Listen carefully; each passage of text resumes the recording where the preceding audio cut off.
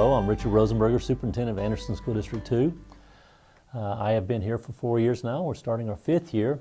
We've had an exciting past year, and I want to share a couple of things that we did that I think are just a unique accomplishments, but also we're going to build on. The one that I think got most of our community involved was called One District, One Book.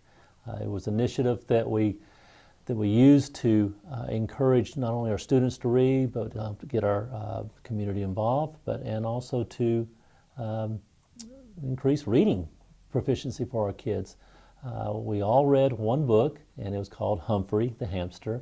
And Humphrey allowed us to explore his world.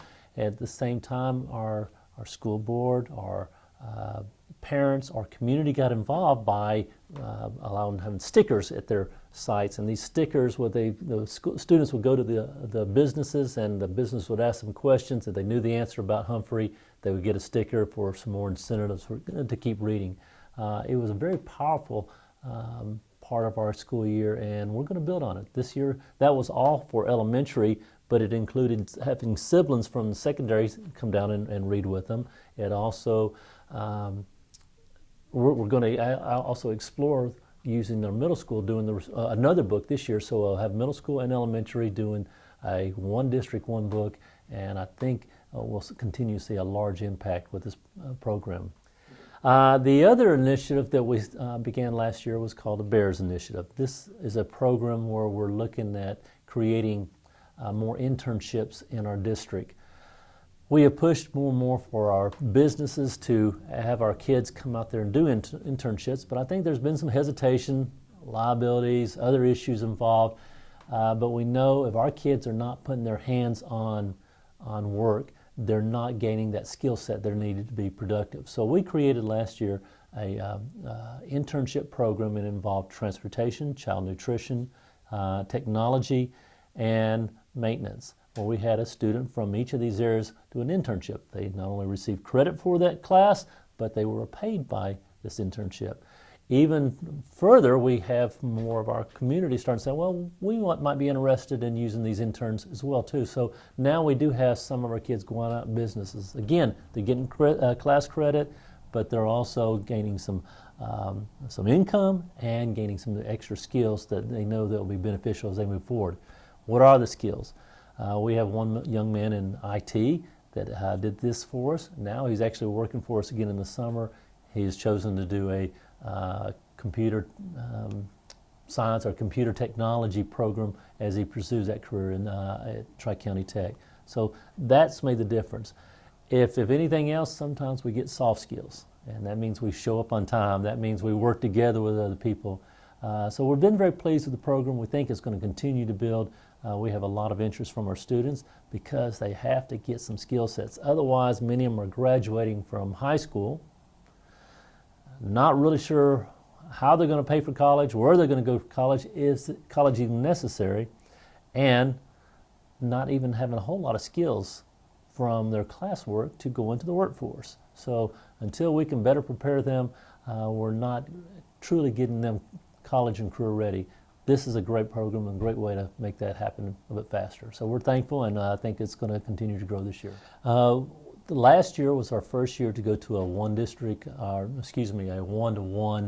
district initiative with devices, technology devices. We used Chromebooks, and we used them from 6th grade to 12th grade. These students were able to take these home. It just blew us out of the ballpark what happened in the classroom. These kids thoroughly were engaged in using the Chromebooks. They were doing a lot of projects together that just the collaboration in itself kept them so much involved in their classwork.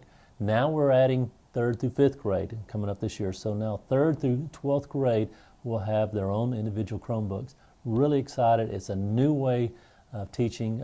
It's a better way of providing tools and resources to the kids, and it's an easier way for teachers and students to communicate. So they're doing their lessons, maybe even submitting them at home, on the bus, any other time where the learning is not always taking place just inside the classroom.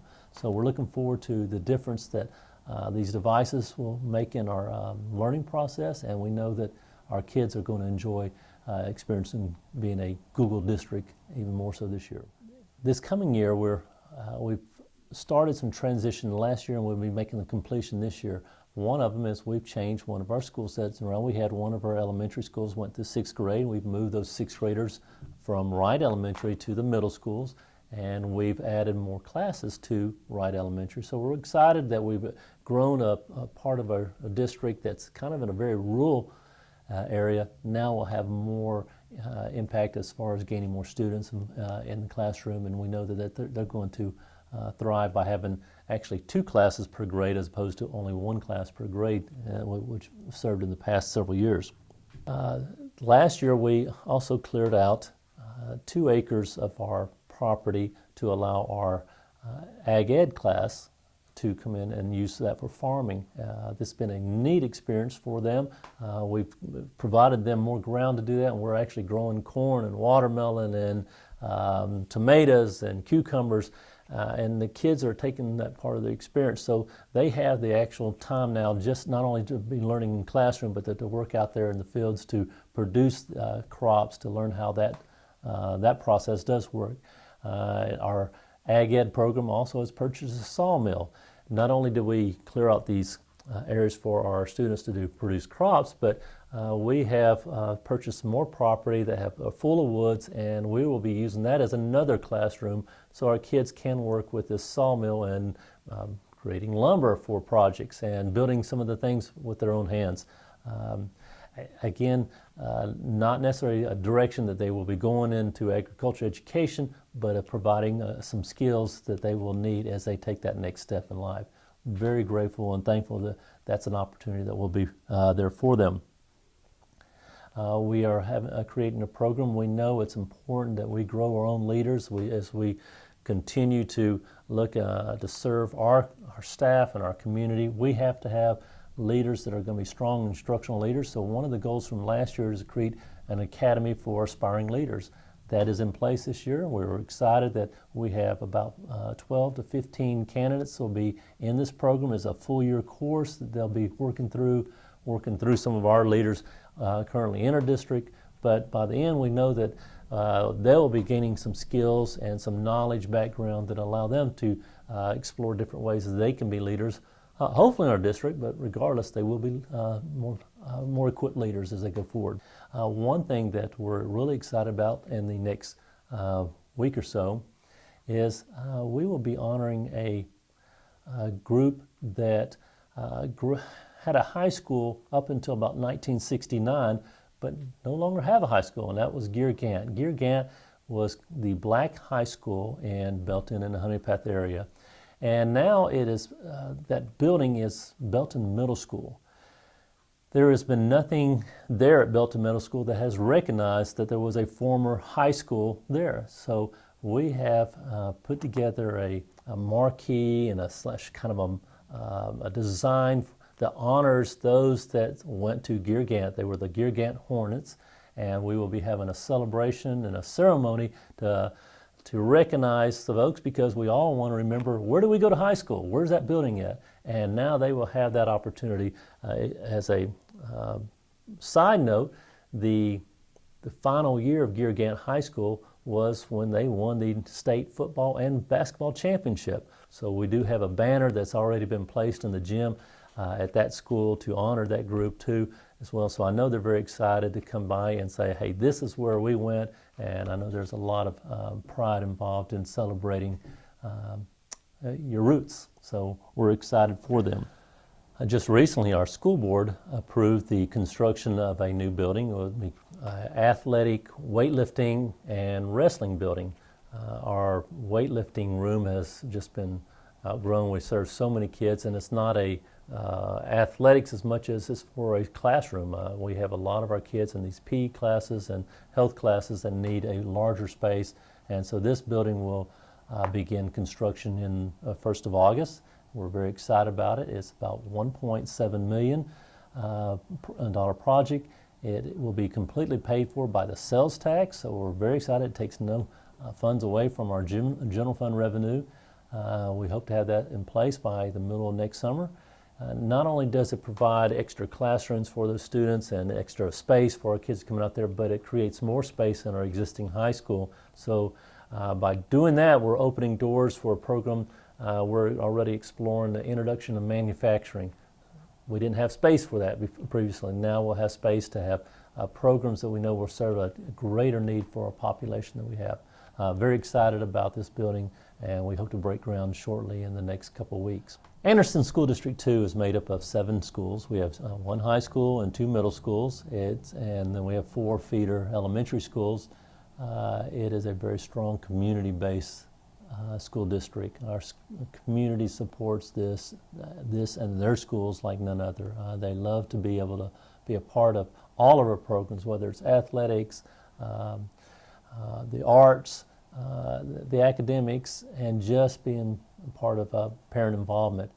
Our community supports our school district, and they want our kids to do well. They expect us to do well. They expect us to provide the best education for our kids. We do have 2 different communities, in Belton and Honea Path, but they come together to support our kids. We are the largest employer of the Anderson School District 2. We have struggled a little bit with businesses as the mills are no longer a productive business in this area. Job opportunities haven't been as strong, and we are the furthest district away from I-85 corridor, so we're always looking for more opportunities for business to come be a part of this community. And until that happens, our best job is we make sure our kids are ready to go take opportunities elsewhere, whether it's through their college or going to take jobs and come back and using this as a bedroom community. It doesn't make any difference. We're going to make this community as productive as possible by making sure we have a workforce and a group of kids that have the knowledge to come back and be productive citizens in the community. And that's what it's all about. We have created a strong freshman academy program, not because our freshmen were not doing well, but simply when a kid reaches the 9th grade, they're going to make some of the most difficult choices in their life. And if they're not able to move on to that next level, they may not get out of that area. And that's when across the nation we see kids, the dropout becomes very real when kids at 9th grade. And so for our kids to move forward, we've got to ensure success at that 9th grade level.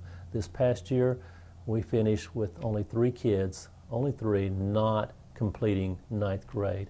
And that's down from maybe 30, 35 the previous year. So when we get those kind of success numbers, we know they're on the right track. We know they're going forward, and they're going to experience a lot of things that they've been lacking in the past. We try to track them. We have a program called Instagrad where we gather some of these kids that may have not had some great opportunities and may have not challenged themselves as well as they should. And when we provide chances for them to work with staff that shows open doors, as I mentioned, these BEARS initiative, whether it's internships involved or to work and do some service learning, where they're actually exploring what they're able to accomplish. One of the things we'd like to do is we make sure that we take kids on tours, whether they're tours to our businesses, so they can see businesses, how they're operating, or they're going to colleges. This program that we've created now will take a kid from 3rd grade. Every student, 3rd through 12th grade, will either go on some kind of a tour to a college or business during the school year. And I think that's powerful. They have got to see it's more than just what happens in the classroom that's going to prepare them for the future. Public education has come under fire for a lot of reasons. This is not unique to our community. It's all across the country. Are we truly preparing our kids for the next level? And I strongly believe our job does not end at graduation.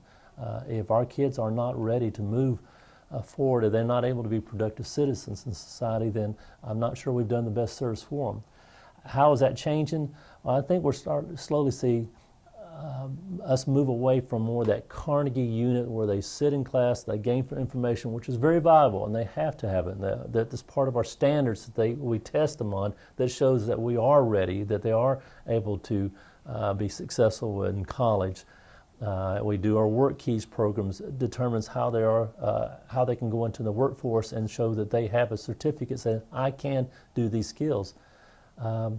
Our focus has to be twofold, though, not only preparing them through the academics, but also helping them to adjust to a real world that's changing, that's demanding that they have to have some technical skills. They have to understand technology more so than what we often are able to provide. That's why we're always trying to chase this one and make sure what will our kids need in 5 years as opposed to what do they need right now. Our website is always something we try to keep as current as possible. We provide as many resources on the website. We also have, we try to stay upfront with the social media, so we put things on Twitter and we put things on Facebook. So if you want to follow us in either one of those ways, we're always putting out information that people can see what's going on in Anderson School District 2. And I think it's not only current, but it's very valuable information. I always like to entertain guests to come out to our district and see what's going on. If you would like to just drop by the district office or call up here, we'll make sure that's possible, whether you want to look at one school, all schools, or just to get more information, we can make that happen.